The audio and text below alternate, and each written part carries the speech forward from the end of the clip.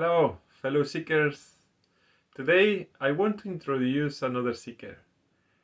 I met her in the church, but it was not until last year that we started to share more about our good common friend, Jesus. Using her own words, Linda is blessed to be married to a wonderful man for 31 years, and she's the mother of 3 children, mother-in-law to two, and although she is young, she has two twin grandkids. She stayed home to raise her kids and in the last few years tried to figure out where God wanted her to go. She worked in a school with preschoolers, and when COVID happened, she decided to stay home and see where God led her. She's attending daily mass, serving on several church ministries, including at retreats. We have been sharing roles as support coordinators there. She describes her current profession as a follower of Jesus and a wife of Scott, mother of Delaney, married to Jack, Doug, married to Kayli, and the youngest son, Ben.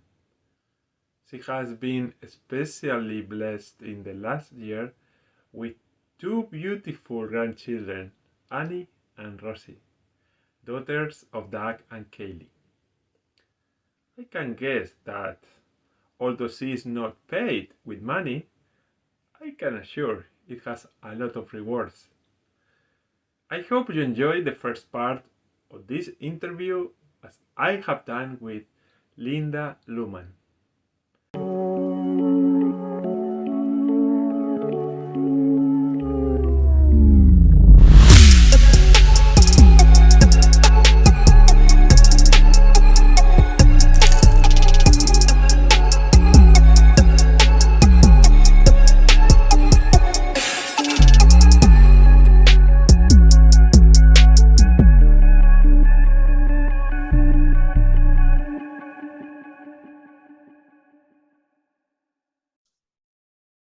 Okay, we are here with Linda. Linda is a friend from the church, and we both have participated in arts retreat, and we have a very good experience. And now we are part of the art core team, and we are both in charge of the support of the retreats. Then Linda was very busy last weekend with the Right. women's retreat. Then how are you, Linda, after the busy weekend? Doing well. It was great to see the Mhm. I don't know if transformation is the right word, but it was great to see the change in the people that, the day they leave versus the day they get back, and their Mhm. families, to see the joy. Mhm. That's good. It's all worth it.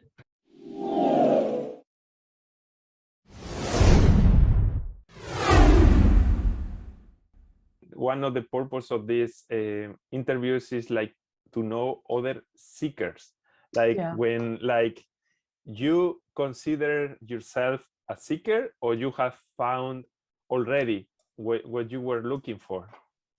I mean, I have found a lot, but I don't think we ever stop seeking. I mean, I think the journey to heaven is, it never stops till you get there. And I love our faith, the Catholic faith. It's a treasure trove. I mean, it never ends. There's so many different ways to worship. There's so many. I don't think we'll ever know. We'll never get even close to knowing everything. The Bible and the traditions and there's just so many ways to worship. It never ends. And maybe what didn't work at a certain time in your life is going to become alive and really important later. Mhm, mhm. How important is for you this retreat in your life? Like a little bit at the beginning. Yes. Why Okay.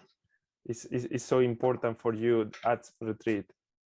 I think that you told me before that it Right. was like a before and after.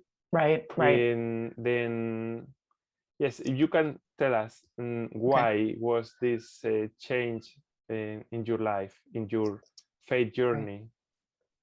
It was a huge change for me. I was Catholic growing up. My parents were Catholic, and we were raised went to Catholic school, and I think my parents did a very good job of teaching us the faith. Although they were a little more hands off.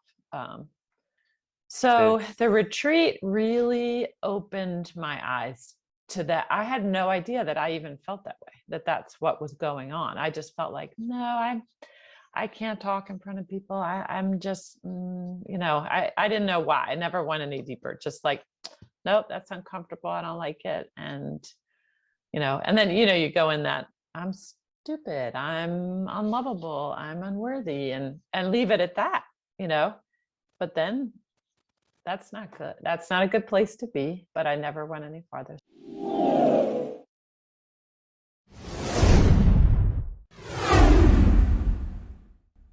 The retreat really, it just opened my eyes. I got it, I got it. There are many people like us that we were born Catholic. We were, some of them go to Catholic school. I was catechist.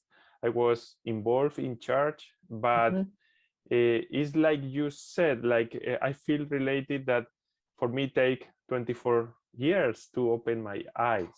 And then some people that can feel related to you, if there is something that can help them, and you can share about the details of the retreat, because when you say open my eyes, what that means, because you know about God, many things, no? We know, we can teach about God, but what that means, open my eyes, because when you are blind physically, you for sure you know that you need to see, but if you have only one eye, you think that this is normal, and you are seeing well that is basically probably how we are normally, but maybe it's you know that God exists, but you haven't encountered him. Is here, like I said, but you need to go to the heart. Then if you can just tell some details about helping the people to understand what is the difference, because it's not knowing about God, it's not reading about the church, it's not going to mass every week, it's something else. What is this something else for you?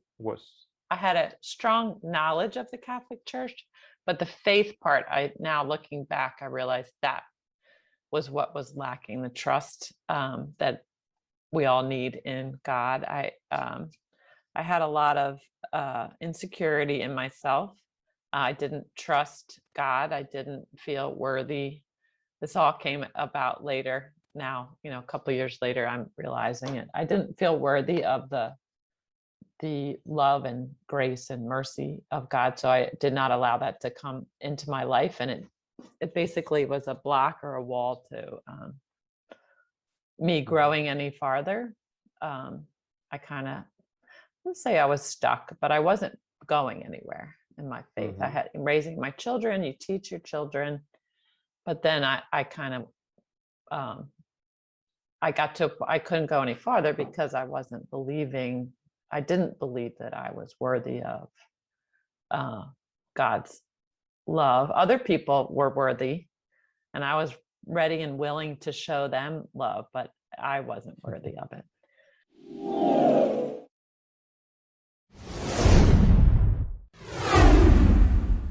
One event, the big event that we have at the retreat, and I could hear people singing, I could see the faces, and I literally was like, nope, not for me. That's not for me. That's for everybody else. And I thought, that reaction I had was so over the top. Why did I act like that? Why did I feel like that? Like, it was a huge wake up call. Or God showed me, like, this is what you think, and it's not true, So that really started to, I think that was like that little door Mm, opened in my heart, like, you know what? Why it's not, um, why would I think, everybody else in the world is, God loves them, our children, of course, our children deserve our love. God loves them. Why am I setting myself apart and say, they deserve it, but not me? I'm in some ways in a reverse way. It feels you have inferiority, you feel unloved and unlovable. But on the other side, it's like the flip side is still making yourself special. Like, I'm not like other people. I'm different and I don't deserve that. Which, if someone else were to describe their life like that, I'd say, no, that's not true. mhm, That's not how mhm, it is. But I believed it for myself. mhm, I think a lot of us fall into that, mm. you know. Um, We all know, everybody, not necessary to be Catholic or believers, that when you love, you feel well, mhm, mhm. especially to your close relatives and friends. But we are not used to be loved by others. Like we want to be more lovers that. Right. Well, and if you think about it, that's the better side. You have more control on Mm, if you're the lover part, but if you're being loved, or mm, that's a more vulnerable position. That's mhm, hard.